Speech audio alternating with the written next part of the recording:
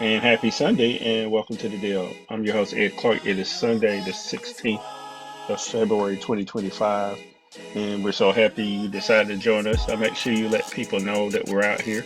You can subscribe to us on a lot of different platforms. So do that. You can find us on all the fine podcast platforms. We suggest that you use Spotify or YouTube, but we're on Facebook as well. So think about that because there are times when you need to hear some of this stuff, and this is one of those times. And Val Atkinson is here. Hey, Val. Hello, Ed. Glad to be Well, I'm glad you're here, except for that Duke shirt, but we'll forgive that. Uh, we haven't discussed the Duke Carolina game or whatever it was the last time they played. Well, I don't like to talk about ugly topics this early. The the massacre Right.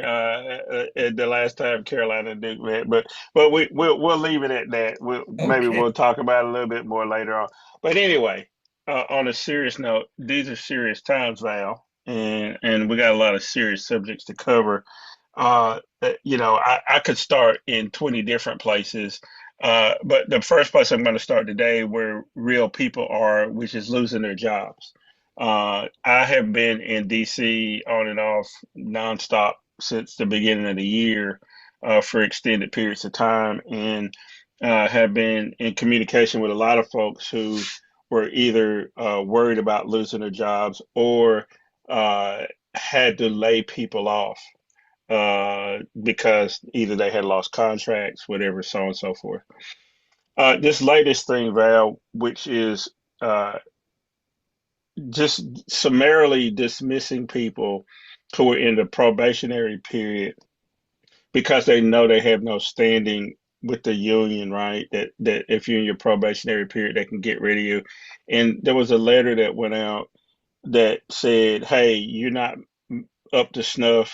Uh, because of that, you're being let go." And in nearly every case, there was no way for Doge to know whether or not the person was meeting whatever goals or whatever. But it's caused a problem. So let's start there, Val. What do you make of these mass layoffs? Where is it going to end up? And will courts reverse any of this? Will these people be able to get their job back, or is this just the beginning of a long series of crazy shit to continue to happen? Well, the first thing, I'm not going to try to make sense of this or try to put it in any workable, understandable place because it can't be. You have to go back to the beginning and understand the people that initiated this process.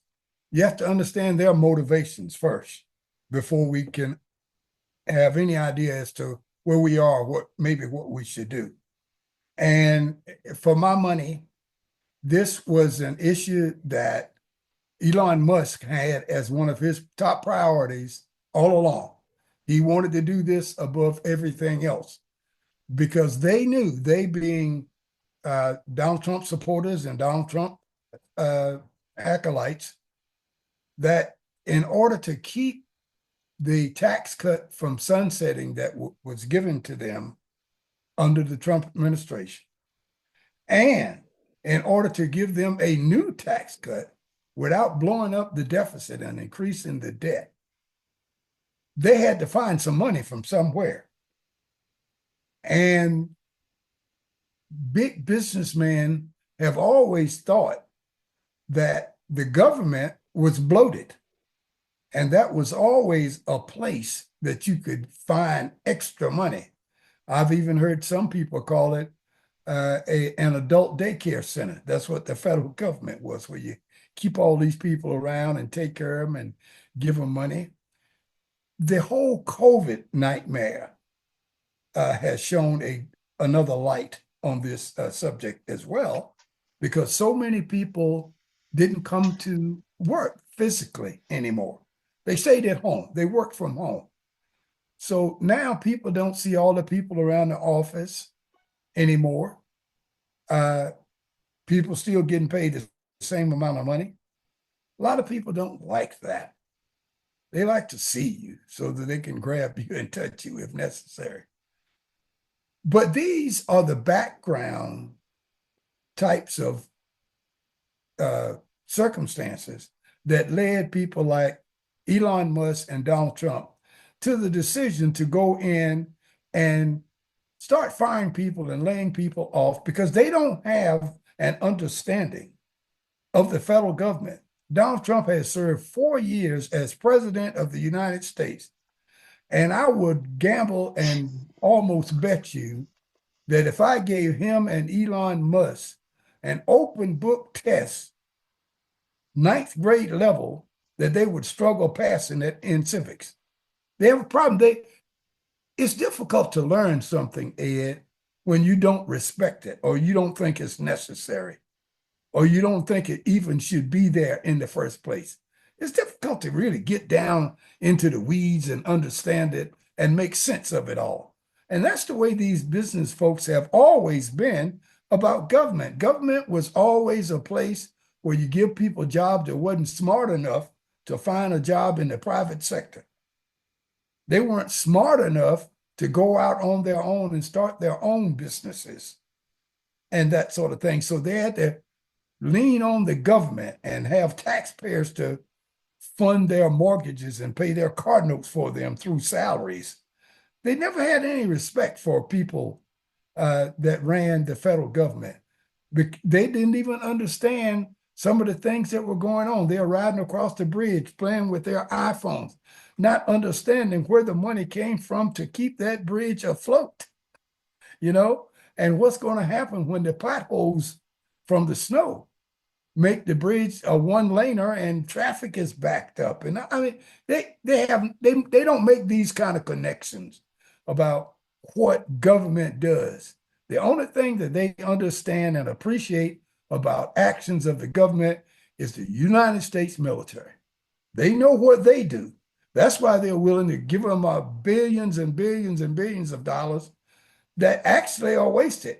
And I say this from a man who spent 20 years and 7 days in the United States Army. I know a little bit about it. And when we spent $450 on a commode lid, and you have your tycoons to say nothing about that. But when a lady with her 4 kids in tow goes to the SNAP office or the TANF office to pick up a $400 check, they act like we're all going into bankruptcy. And that's the attitude that these people have had for years about the differences between the federal government and the private government and who's doing what, who should get breaks, who knows what they're doing. It's just something that we're going to have to let it run out. And we're going to have to, at some point, and I say we, I mean average working people, we're going to have to take back our government some kind of way, or they Yeah. will enslave us all. Yeah. They Well, I will want to. enslave each and every one of us. Yeah, I want to remind you, you're listening. That's Val Atkinson, and this is the deal. And we're trying to make some sense of what's going on in Washington, the massive layoffs of federal employees. I won't say layoffs. I mean, they've been fired. Yes. They're not laid off. There's no anticipation of them coming back short of a miracle or 4 years from now, if a Democratic president is elected and they try to restore some of these things. I think, Val, you hit on what I've been thinking is that they know that the current talks about what the budget is going to look like include not only the extension of the tax cuts that were passed during the first Trump administration, but they want to increase the tax cuts. And then also his crazy notion of the External Revenue Service. I did a little bit of digging into that, Val, and what's behind that is Donald Trump thinks that he can make up all the revenue on the federal side from tariffs and then give everybody a tax cut or either eliminate the IRS altogether, right? Because he feels like he could tariff people enough countries enough that it will replace that revenue that would come from the Internal Revenue Service. And of course, rich people don't like the Internal Revenue Service at all anyway, because they look into their business dealings and that kind of thing. Let's talk about that for a second. There was a big bang at the beginning about these tariffs, and then Trump pulled away from it. He pretended like he got a victory with Mexico and Canada when he did not. It was stuff that had already been in motion under the Biden administration to add some extra troops and do some other things on the southern border, and Canada had agreed to do some things there. And then he only imposed a 10% tariff on China and didn't say very much else. And then we haven't heard much about tariffs, even though Trump says it's the most beautiful word ever. What do you make of this whole notion that you could get rid of something like the tax code altogether and replace it with tariffs or some other scheme to make money? What, Or is consumer taxes. yeah, That's yeah, what they want. yeah. Talk about that a little That bit. comes up under the 16th Amendment. Before the 16th Amendment, there were no income taxes. And the federal government got their money from states, and individuals didn't have anything to worry about. Now that we have the 16th Amendment been ratified, and now that we have income taxes, people pay money on everything, all of their sources of income, regardless of where it is coming from. Those in favor of getting rid of the income tax, if you ask them, well, where are we going to get the money from? You know where we're going to get it from? Consumer taxes. That means everything you buy is going to go up. We go to the grocery store sometime and you see 7.75% tax on this end, a 2.25% tax for this, and another 1.75% tax on fees. What the heck is that? Why don't you just say 12% tax, okay? Instead of all of this mumbo jumbo that you're doing around here. Well, that's what'll happen.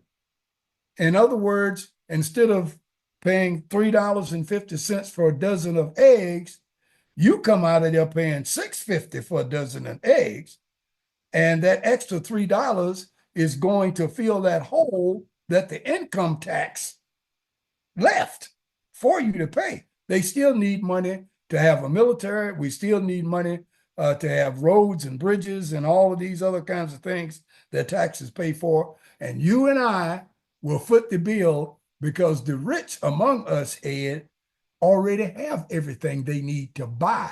So they won't pay a tax because they don't need to buy anything. Those are the only people who will be paying taxes is when you go out to buy something. And if you are at the point that you've already done your buying and the only money you spend is when you write your check to Schwab for investments, or when you write your check to whomever for your mortgage and your car note maybe, but the rest of the rich and wealthy, they don't buy anything else. They don't need to. They have it already. You and I and other people like us, Ed, we spend every quarter we make on something we need to live by. Right. Every quarter we make, and then we try to make it to the next payday. And there are some exceptions, and you and I are very fortunate, Ed, that is not totally true with us. But for every Val Atkinson and Ed Clark, there are thousands of other people that it is true for. That is true. They live from paycheck to paycheck. Yeah. And that's going to increase with tariffs. Canada has said that they will have 100% tariff on things like Teslas. Okay. Other countries are not going to just sit back and let you tariff them to death and take all of the weight on their citizens and their economy while you sit here and let your rich and famous and wealthy get richer at the expense of poor people all around the world. They're not going to take it.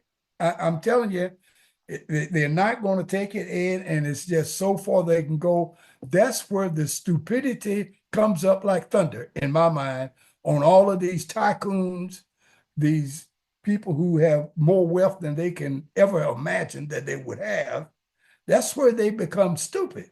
Do they think that the poor, the 99% on this planet, are going to see their children and grandchildren starve and their wives not to have and their husbands embarrassed and insulted? You think they're going to just sit back and let you do that so some tycoon can have more money and be Well, in a better position of a race?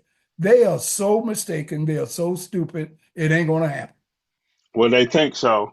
Well, Val, before we take a break, there's one thing that this is where the rubber hits the road. In Alabama, there's a story here that I want people to look at. In Alabama, folks were getting a subsidy on their electric bill, and they were cut off, and all, their bills are going to go up $100. So let's take a look at this, and then we'll talk about it real quick. Okay.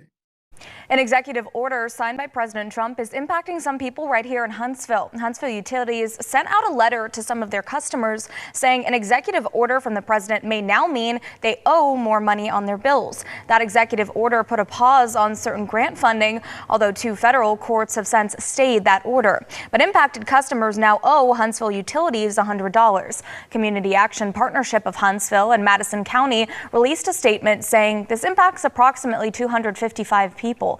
Community Action Partnership says it only impacts customers who qualified for a recent round of $100 supplemental assistance. It says funding for the low-income home energy assistance program is not affected and that those services will continue without interruption. Community Action Partnership tells us it's been assured that customers who now owe their utility provider $100 will not face disconnection. Huntsville Utilities says it will work with affected customers. A spokesperson tells News 19 they'll set up payment plans or help customers find other assistance. The government doesn't do anything. Just a bunch of lazy people, blah blah blah. But Who apparently, did the citizens of Alabama vote for in November of 2024? I think he won 62% or something like that Uh-huh. in Okay. Alabama. So Val, these folks now are crying and bemoaning the fact that their bills are going to go up $100 because they didn't realize they were getting a subsidy from the government from a program that guess who? Joe Biden Oh. was supportive of, and the Democrats, and now it was summarily cut off, and now they got to have higher bills, and in a place, and you just talked about it. In some places, $100 extra a month is the difference between some food or your utilities being on, and it's real there. So I hear some music in my ear. We'll take a break. When we come back, I want to talk about, Val, why these people think they can do what they're doing. It's called the unitary executive theory, and so stay right there. We'll be right back after this message.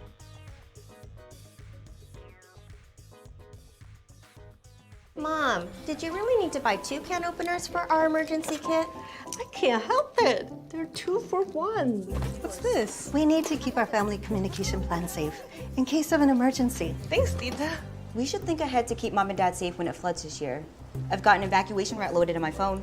I've got an updated list of Dad's meds. And I've got just what we need to get them to take this seriously. Start a conversation with your family and plan together for emergencies. And welcome back to our second segment of the deal. I'm your host, Ed Clark. It's Sunday, 16th of February 2025. Val, you wake up every morning some new shit, and I do mean shit. One thing, that really has caused me to think about this very heavily is something that happened back in the 80s. And there was this guy who moved into the White House. His name was Ronald Reagan. And Ronald Reagan had a bunch of people around him that believed that they could take over the government by means of something called the unitary executive theory. That the president had absolute power and so on and so forth. But there are still too many people in DC who just didn't buy it on either side of the aisle. and the Supreme Court was in a position to put some brakes on it. They weren't saying that the executive had unlimited power like the Roberts Court said, that the executive can pretty much kill his opponent and not be charged criminally, because if he was doing it in the course of his normal job, you could off people. You could do all kind of stuff, right? Have you looked into this unitary executive theory? I read an article this morning, or op-ed this morning, by Alan Charles Raoul, who was the legal counsel at the White House under Reagan, and he says that it was wrong then, and it's still wrong now. He was one of the people under the Reagan administration that pushed back. Have you looked into this unitary executive theory at all? Not really, Ed, because it's not a lot that we, other than coming up to a clear understanding of it, with the Republicans in charge of the House and the Senate, and the executive branch of government, and of course the high courts. It's not a lot. Hakeem Jeffries said it best. He said, it's nothing we can do. And you don't like to hear your leader say that, but he said it. He said, hey, they control everything.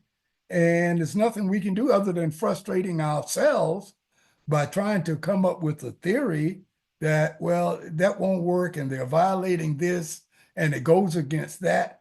They knew all of this stuff and they don't care. They don't give a shit. Trump thinks he is above the law. And the courts, the Supreme Court, have almost gone all the way to agree with him. But it's nothing that people out of power can do about that right now. I think we're going to have to wait until there is a change in the way things are done, such as the midterm elections 2 years from now. That's the first opportunity. Then there's another opportunity in 2028.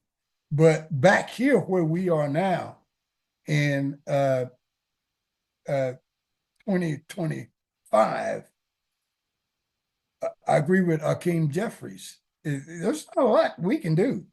And there is no silver bullet that we can come up with or another way of looking at it so that and shoot it up to the court to say that y'all are violating this, or have you looked at that? And it doesn't matter. There's a one-word answer that these right-wingers have to our suit when it comes to that kind of thing. One word, Ed. You know what that is? So that is their one word. Yeah, I'm breaking the law. So, yeah. Who's going to do something about it? The authority to do that. So, so what? So what are you going to do about it? Yeah. So to answer your initial question, it becomes difficult to dwell on those kinds of things because they got us by the short and curlies, man. They got us right where they want them right now. But the good thing about it is the position that they have us in is not permanent and it will not last forever. But I'm not going to waste my energy and my time and my whatever trying to figure out a way how they didn't cross their T's and dot their I's, and maybe this is illegal and they didn't do this right. I just can't get there because their whole premises is based on illegality and anti-constitutional stuff. They know that as well as I do.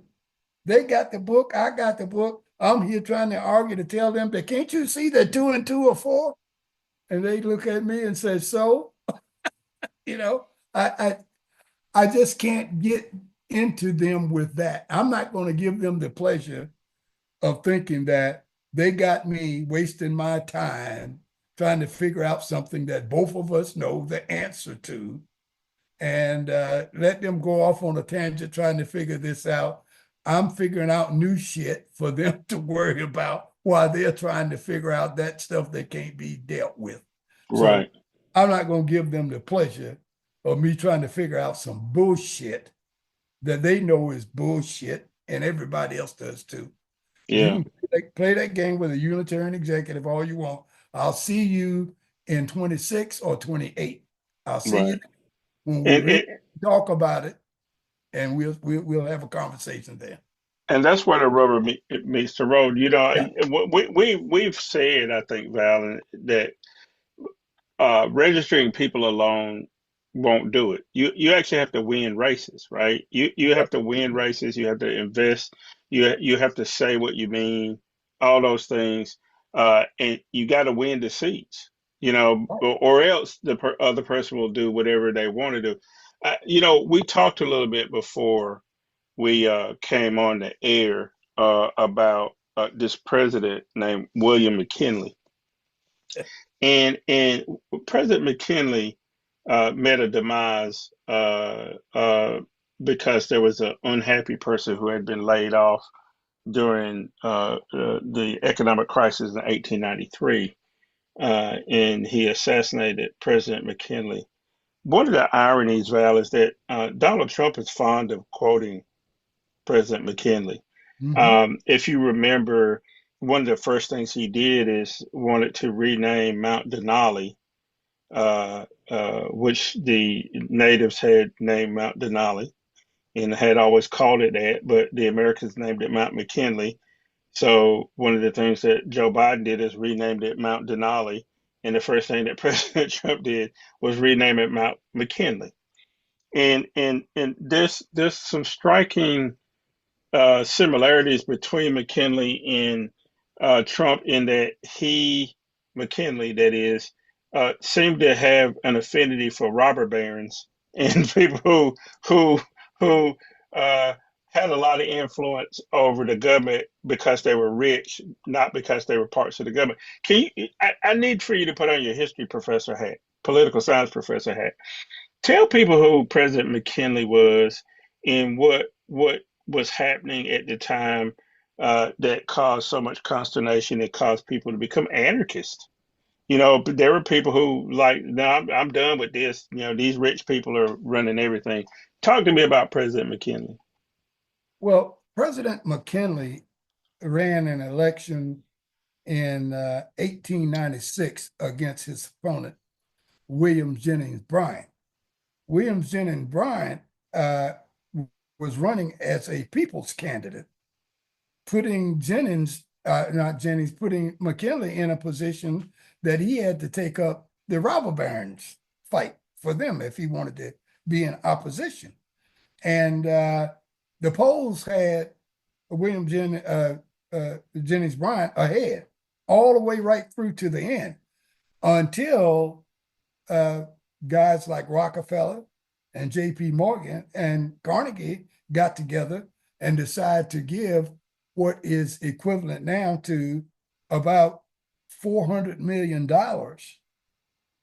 to McKinley to win this race. And remember, this was back during 1896 when you had different, you might as well call them drop boxes in a particular precinct so that supervisors could see who you voted for, because there was one line to vote for Republicans and another line you had to stand in and vote for Democrats. And people were told by the McKinley folks who backed McKinley that anybody that we find that are voting for William Jennings Bryan and he loses, we're going to come after you. So people knew that. So people in the Northeast and the Midwest, people around big money and that kind of thing, they voted for McKinley. And of course, William Jennings Bryan, where the people were in the South and places like that, they voted for him, but they didn't have enough. So McKinley wins the race, but he is now tied up and indebted to the robber barons, and they are running things. They were the Elon Musk before Elon Musk was ever thought about. They told McKinley what to do. They wrote and edited his speeches for him. It was unbelievable. And some of the people who got laid off and fired, because this was during a time that the way you make more money after you get on top of the hill is by laying off your workforce, cutting their salaries. They would lay some off, and those that were left would have to work up work double and triple time at the same pay, and maybe even for less money. They were cutting salaries and that kind of thing. And people just got fed up with it, but they didn't have any other choice. There was not a lot of jobs out there. So it was a robber baron's delight. And there was an organization called the Anarchists, and they were trying to fight back, and they were doing a lot of different things.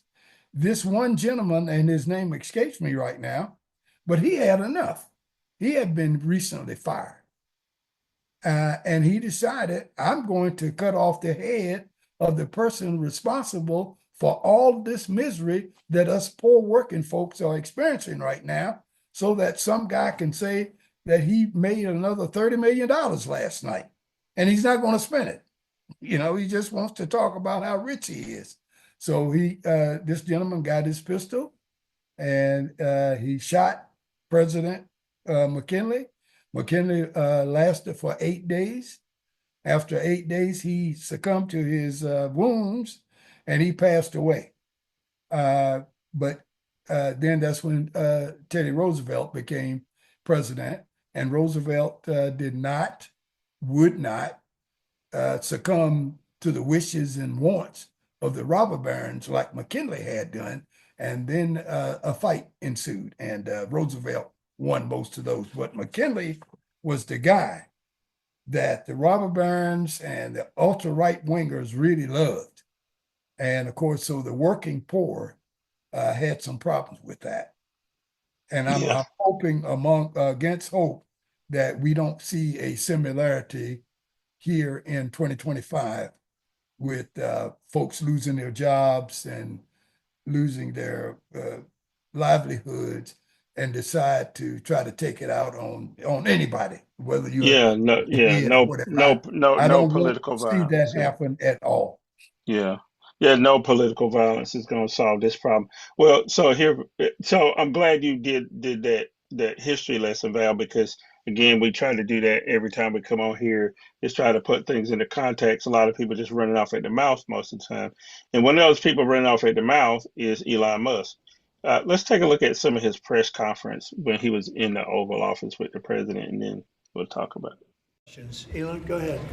Sure. So at a high level, if you say what is the goal of Doge, and I think a significant part of the presidency is to restore democracy. This may seem like, well, aren't we in a democracy? Well, if you don't have a feedback loop, okay, X, we would have to, if you sorry. So, I tell you, gravitas can be difficult sometimes. If there's not a good feedback loop from the people to the government, and if you have rule of the bureaucrat, or if the bureaucracy is in charge, and then what meaning does democracy actually have? If the people cannot vote and have their will be decided by their elected representatives in the form of the president and the Senate and the House, then we don't live in a democracy. We live in a bureaucracy. Number one, he brings his 4-year-old into the Oval Office. The kid's picking his nose. He told Donald Trump, "You're not the real president." To his face. To his face. And I don't make a whole lot of out of protocol and all this sometimes on some things, but the level of disrespect to the Oval Office by having somebody who, one, is not American, he's South African, he clearly has some tendencies that maybe the excuse the right always gives is he's on the spectrum or whatever, blah blah blah. That doesn't excuse him being rude, obnoxious, a liar. But in that clip, Val, he said that, oh, well, yeah, we'll make some mistakes, but people will correct me. Well, one of the mistakes that they made, Val, was they laid off a bunch of people who oversaw the nuclear stockpile. And they summarily let them go.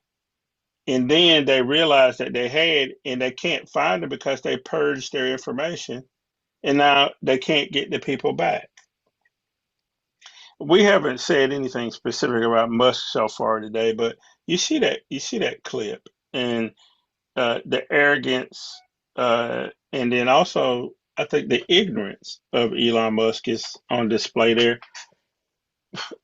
When does Musk go away? How does he go away? What happens in the next 6 weeks, 8 weeks, 2 months, 3 months with Elon Musk? Is he still going to be able to run roughshod over everything? And then does it even matter at this point? Are we waiting till the midterms?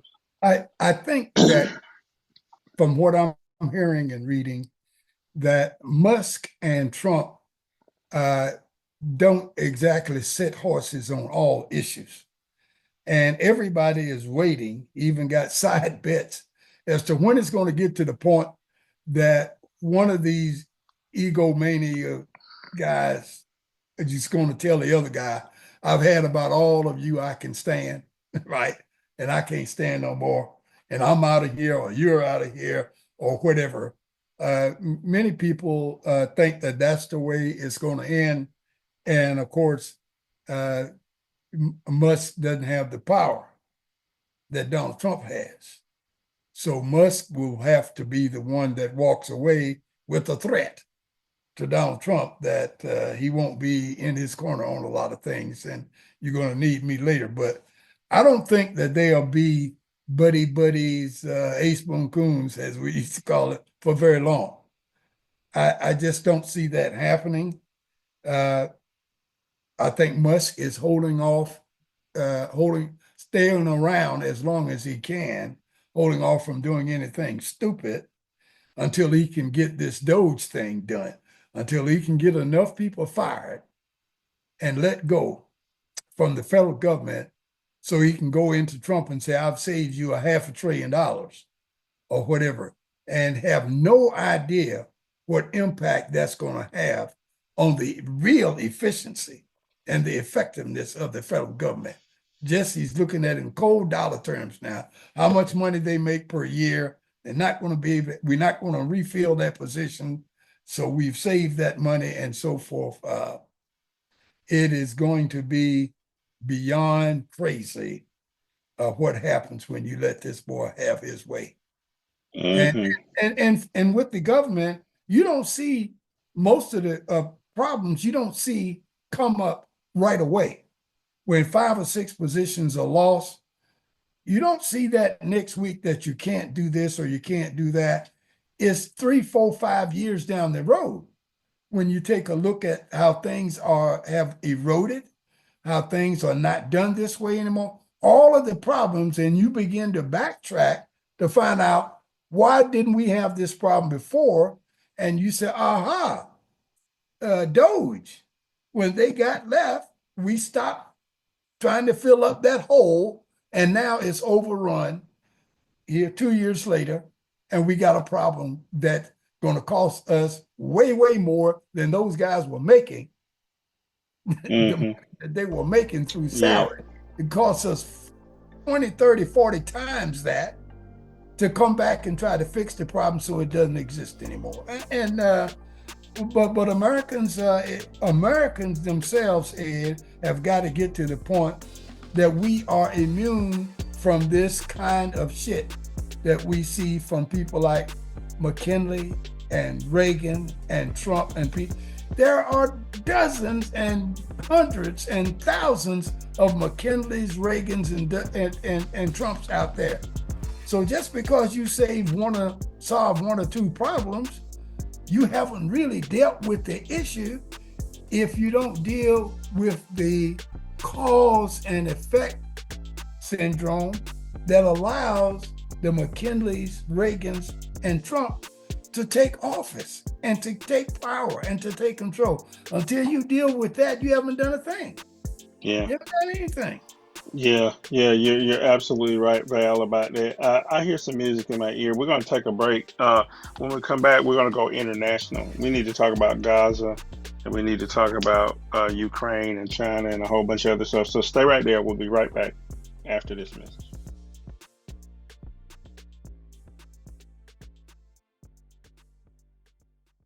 termination notices were given to multiple civil servants within the Department of Energy. NBC's Garrett Hake is reporting from Washington, D.C. Garrett, what more do we know about this? Chris, we were just talking about this as we're trying to follow these cuts across the federal government in drips and drabs. The latest bit of information coming in from the National Nuclear Security Agency, which is tasked with overseeing and building the nation's nuclear weapons stockpile. Their notices have gone out with termination for probationary employees effective immediately. We don't know exactly how many people were targeted by this, but it comes even as there's been news of attack by someone on the Chernobyl nuclear plant in Ukraine, with this agency is responsible for monitoring for the U.S. The Energy Department just responded to NBC News' requests about this with a statement saying in part that it's less than half of 1% of the NNSA's workforce that's been affected here, and that they believe essentially that they can continue going on with the mission. Chris, I don't think this will be the last we've heard today. Since we last spoke, I heard from a source at the IRS who said, this is one of those agencies where they might want to get rid of probationary employees whom they need to continue to get through tax filing season. So it's a bit of an ad hoc process, and we're watching as these cuts continue to ripple out across the federal government today. Mom, I got it. What are you doing in there? I got stuck. Are you a dog? I wouldn't do that. Have you seen the pliers? Where'd you find those? It's not your birthday. Sorry. Bye, Grandpa. Bye, Grandpa. Take care of yourself. What are you doing? What are you looking for?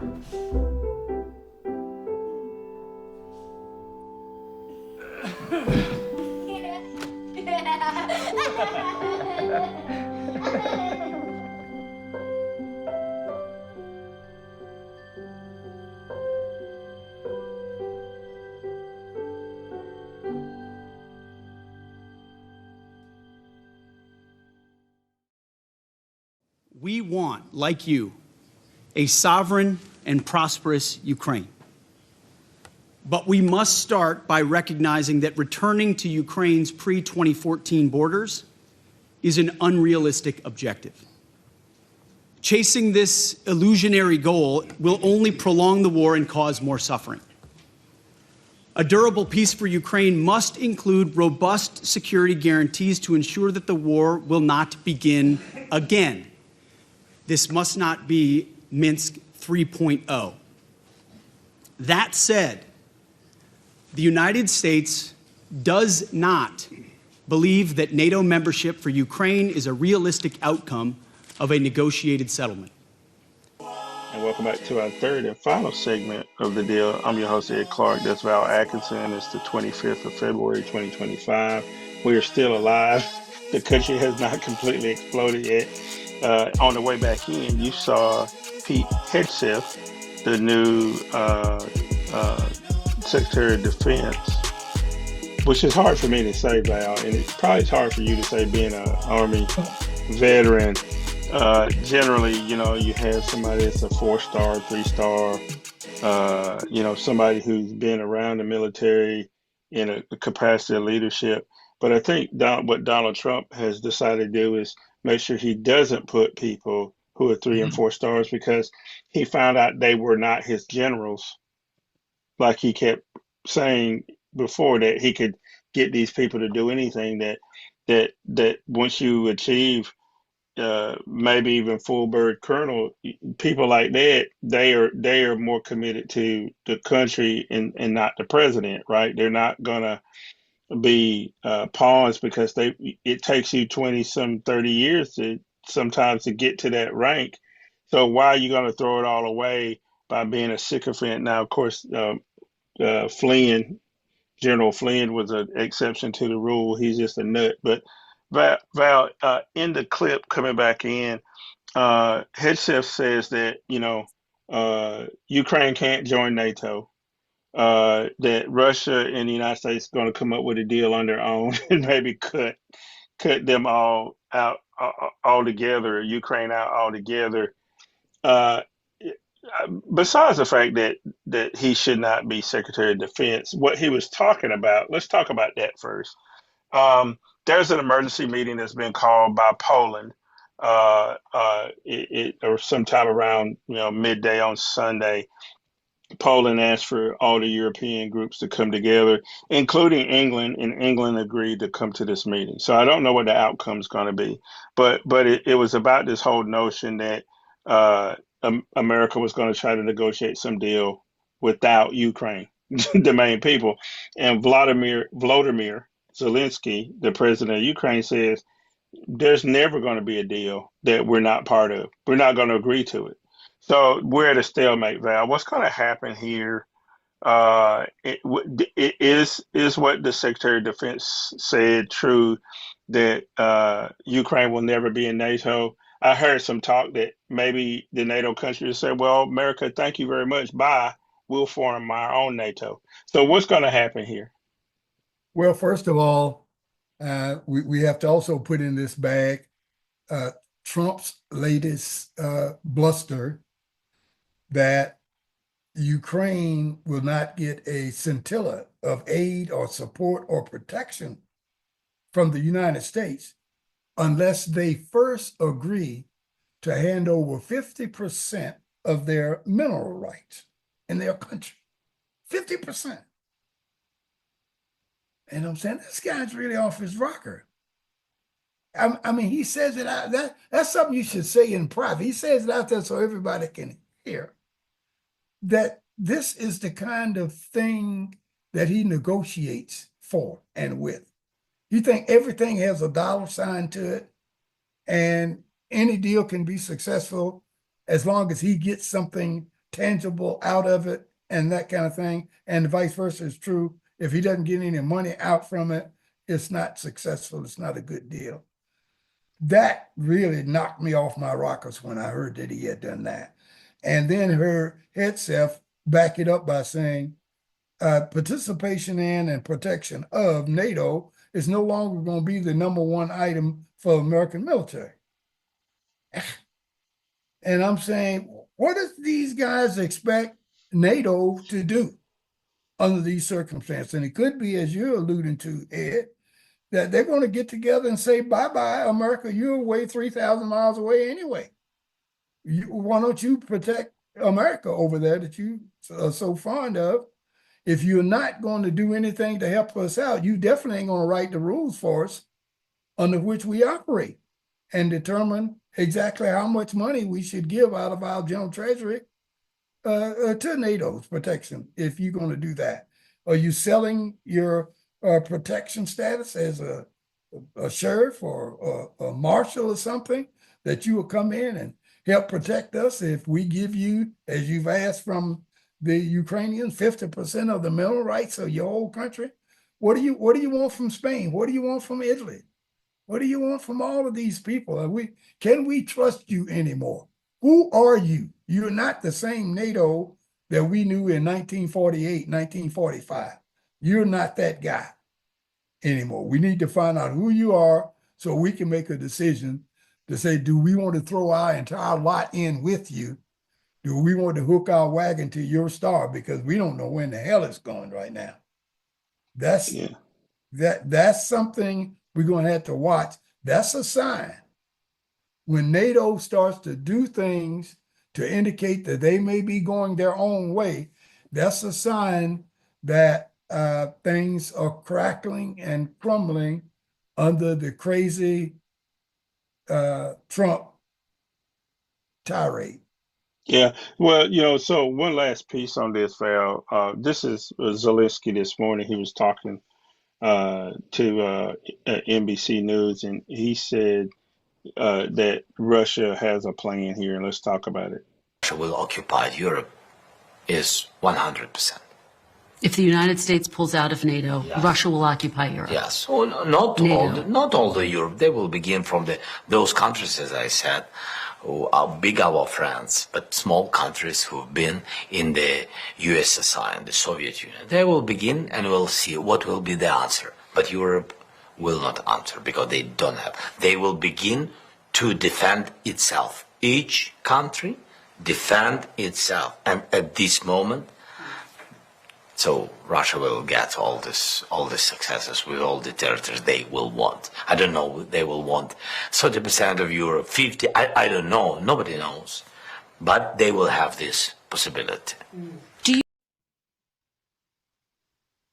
So Val, Zelensky says that Russia is under pressure because one, they've been losing population. They've actually, if you look in the grand scheme of things, they should have been able to overrun Ukraine, but they can't because they don't have a full fighting force. Everybody in the country is not really behind this Ukraine invasion. And so what Putin needs is he needs those old satellites of Russia, those countries, those stands, right, that used to be part of Soviet USSR, Union. the Yeah. Soviet Union.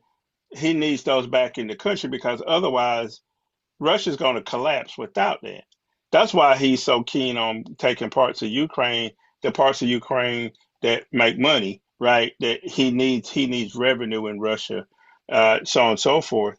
Uh, is Donald Trump so enamored by Putin that he just he's okay with those satellites coming back under Russian orbit, and then the final piece to this is that Zelensky also says that all countries in Europe are under threat from Putin because he doesn't see any problem that if he's allowed to go into Ukraine and the United States says okay fine, he could say Romania and Poland are on the table too.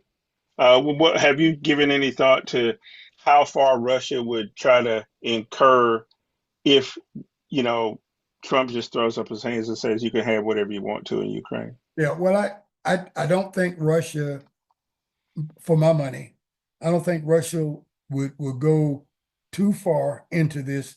First of all, because they don't have the manpower or the money to do these kinds of things that would be required to take back, as the Third Reich did in Germany, to take back what was lost in previous wars or previous negotiations.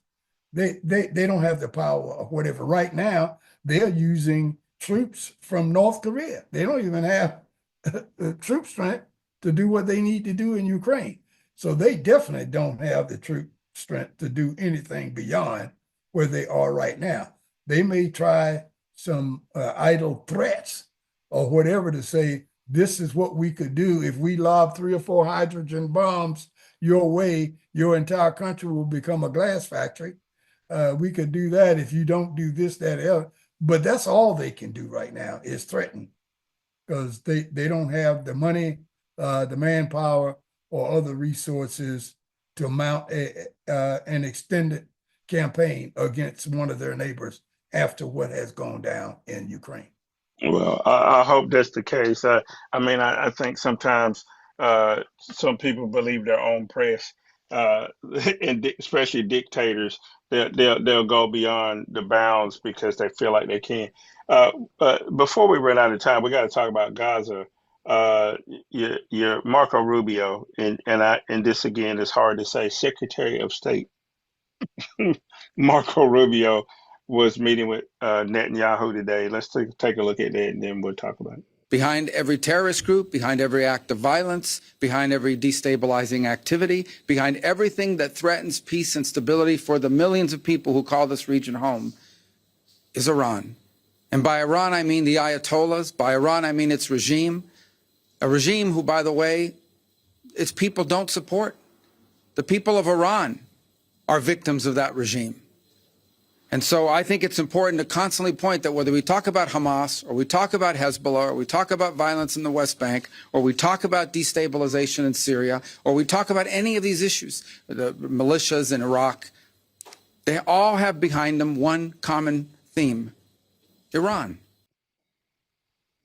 So, Val, Rubio's over there hugging Netanyahu. Netanyahu and Rubio say that under no circumstances should Iran have a nuclear weapon, and they will do everything they can to stop it. And then when they tried to field questions about whether or not Gaza should be taken over by the United States, Rubio didn't have a lot to say. But Netanyahu says that they're going to finish the job. And finishing the job includes Trump Tower and Trump Resort in Gaza, because he already said that we're going to take it over and these 2 million people are going to automatically end up in Jordan and in Egypt. Val, why why is Trump trying to sabotage any real Middle Eastern deal? Everybody knows that the only thing that'll I won't even say solve it, but calm it down will be a two-state solution. That those people that are in Palestine have been there and they have a right to a home. And for anybody to say that they're going to bulldoze their whole place and put up resorts, that is the height of That is the imperialism. same thing they did here in the Americas. They're used to doing this all around the world. Australia, New Zealand, South Africa, North America, including Canada, the United States, Middle America, South America. They've done it everywhere they wanted to do it. This is something that Europeans are used to now, displacing the indigenous population and doing with their country and resources what in the hell ever you want to do, because they have the power and the might, and leaving people like me and you trying to figure out, well, why did they do this? It don't matter. They're probably thinking about doing it again someplace other than Gaza right now, while we're still trying to figure these things out. It's in their bloodstream, it's in their DNA, it's in wherever it, I don't know, but they're trying. Now, I'm going to tell you something that you're going to be surprised at me saying. I am not going to be surprised when Jordan, in particular, that guy, King Abdullah, whoever, whatever his damn name is, Jordan in particular may say, Trump wanted 50,000 acres of land to start off with, to start giving homelands to Palestinians. Can't do that because of what it would do to our culture, to our economy. That's just horrible. We can't make that happen. We can give him 10,000 though, We'll give him 10,000 acres and help settle these people because they've been run out, and we'll try to do. What I'm getting at is this guy wants to be viewed as a European American so bad. He married a European lady as his wife, and that kind of thing. He always have wanted to be seen and respected in his mind as a white man, a European white guy. And he'll do whatever is necessary. He won't turn his back. So if he declines whatever the initial offer is by Trump, but ends up taking a little bit anyway, say you heard it from Val first, please. Well, I'm gonna see if they're laying any bets on that in Vegas and put my money on Val Atkinson, because I don't think that's out of the realm of possibility. Because some people have proceeded with Donald Trump like that. And the last story I want to cover is about another person that has taken one of the offers from Donald Trump, and he's in New York City. His name is Eric Adams, and he's the mayor of New York. And they have dropped charges, Val, and told not to proceed.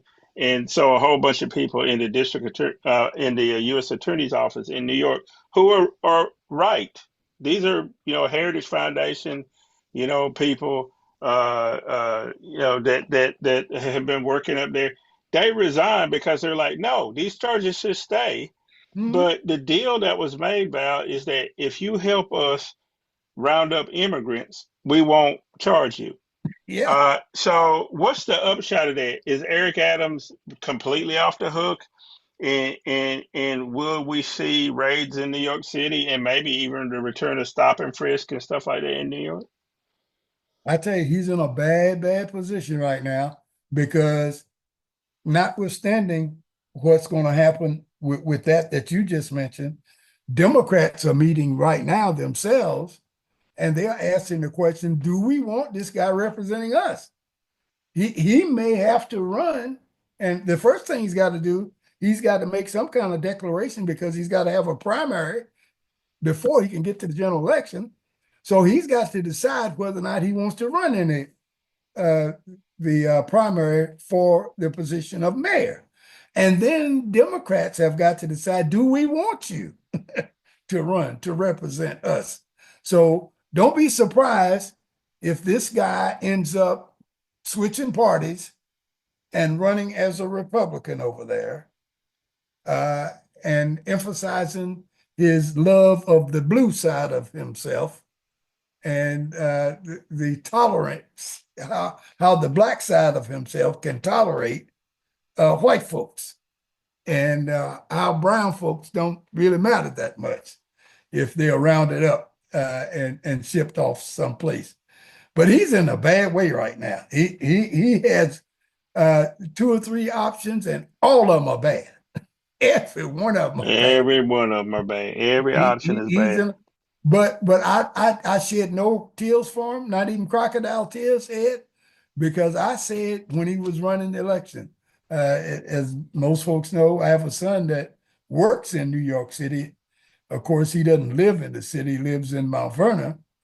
But I used to talk to him all the time about, if you were in the city, would you be voting for Eric Adams? You know, what's going on with that? Because I've never been a big fan of the guy from the beginning, because I was one of the few people, I wasn't fooled by that big old shit-eating grin he has on his face all the time. And I was not fooled by him bragging about being a black police officer and all this. He's a police officer, but being black is not the first thing on his agenda in terms of whatever he protects and respects. So I've never been fooled by that. And to get him out of the way, and I want to tell most of the people who are thinking about Mr. Dinkins and how bad they did him and all of that, please put that to rest for a minute. And y'all do the right thing about Mr. Adams, because he doesn't have your best interests at heart right now. He is trying to do whatever he can to satisfy Donald Trump, so Donald Trump can pull some string to keep his ass out of jail. That's all the thing he's interested in right now. So New Yorkers, don't fall for the okie doke. Do not fall for the okie doke. Yeah. Well, Val, we could talk for hours and hours and hours, but we're not. We're going to wrap this up. I want to tell people, just as a programming note, I keep promising to do this, but we're going to be doing shorts and stuff during the week. Sometimes it'll just be 5 minutes or 10 minutes if something comes up, because we know everybody's time is precious. And so if there's something we want to talk about, you may see us show up in the middle of the week, and it may be just 10 minutes or whatever, because that's one of the ways, obviously, you build audiences, have stuff that's a little more digestible or whatever. So be looking forward to that. In the meantime, Val, like I always ask you before we leave, anything on your mind, anything we need to be keyed in on, thinking about for the rest of the week? The only thing on my mind right now for the rest of the week is I want to send out condolences at this particular time to the University of North Carolina Chapel Hill basketball program. They are not doing very well. See. These dookies, they cannot help themselves. They cannot help themselves. But you're right. Hubert Davis is in a pickle. They had to beat Syracuse last night, or things, all hell would have broken loose. I think they're 15-11 right now. Getting to the NCAA tournament is going to require a miracle like NC State had last year and going to run in the tournament. I think short of winning the tournament, the Tar Heels have to decide if they're going to skip the NIT again. Well, I told you if they're going to win the NIT this year. Didn't I tell you that at the beginning? Well, you did. You did indeed. And like I said, I think it would be a mistake for them not to go to the NIT this year if they don't make the tournament, because they're going to have some more basketball in them. They're going to have the whole and we're gonna probably do a show about this at some point. But the whole face of college sports has changed so drastically. Because we're talking about Alabama and Auburn and Tennessee this year as the ascended teams, right? Well, for years, I mean, yeah, SEC team would pop up in basketball, but they didn't win, except with the exception of Florida a couple of times, and but now because you can buy players, which is what is happening. Since you can buy players, then the whole thing has changed. And we didn't even talk about the Super Bowl Val and all of that. I mean, again, we could go on for hours. That's for the shorts coming up next. Yeah, we can hit some of those in the shorts. Anyway, in the meantime, please do not be overly worried. You should be concerned. Listen to the news. Listen to what they're saying. Don't buy into that Trump is gonna be able to run roughshod over you if you don't let him, right? But keep your wits about you is the best advice I can give. In the meantime, go out and do something good for somebody today. That's all we ever ask you to do, and we'll see you next time on another edition of The Deal. Bye.